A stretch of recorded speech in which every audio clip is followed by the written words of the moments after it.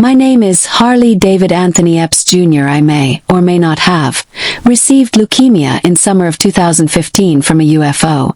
It took over a year of both not knowing I had it, finding out I did, and being too scared to face treatment, because when my grandma had cancer, it was the chemo that, to my 13-year-old mind, made her die faster and more painfully, to finally follow through with treatment, starting on Thanksgiving 2016. In December 2015 there was a time I was puking up blood, what I later found out to be one of what turned out to be many signs I had experienced radiation sickness, along with the development of leukemia, a non-hereditary cancer. My family was promised my death, yet I reached remission around 2-ish years later. I also developed GVHD, graft versus host disease, which my doctor said roughly 40 years beforehand would have meant certain death and was untreatable, and even when treated is just as deadly as cancer. Yet I overcame that. I was promised I'd never be able to produce children, and my wife and I have two, one being autistic, and it's common knowledge that these type of kids tend to have extraordinary minds and thinking capabilities, my son being 3 and thus far nonverbal, so I don't know.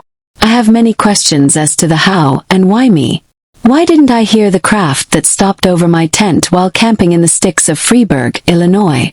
And more importantly, why did it take me roughly 2 years to even remember seeing the craft? I can't say in my memory that there's any recollection of seeing any beings from that night, but considering my life has never been normal, having an cocaine addict for a mother and an absent father, I've had a lifetime of things most people would never believe.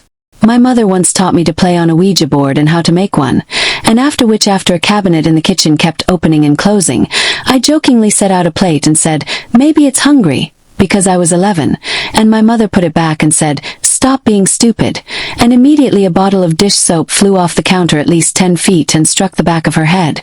The next I'll discuss, I can't recall if it was before or after the Ouija board experience, but I remember being a child around that same young age and waking up to what appeared to be a long-haired little girl standing over my face as I slept, just for the kid to be completely gone before I had time to even put my glasses on. I can't see things without my glasses unless it's right upon my face. Yet the hall light was on and certainly bright enough through the doorway to see a small figure with long hair watching me sleep. And I could go on with stories like these. One that goes way before that, when I randomly walked away from my stepfather's mother's farm property, and all I remember is telling the cop who found me that I was following the Undertaker. I was an adult before I knew the definition of an Undertaker. To me, the Undertaker was specifically the pro wrestler portrayed by Mark Calloway.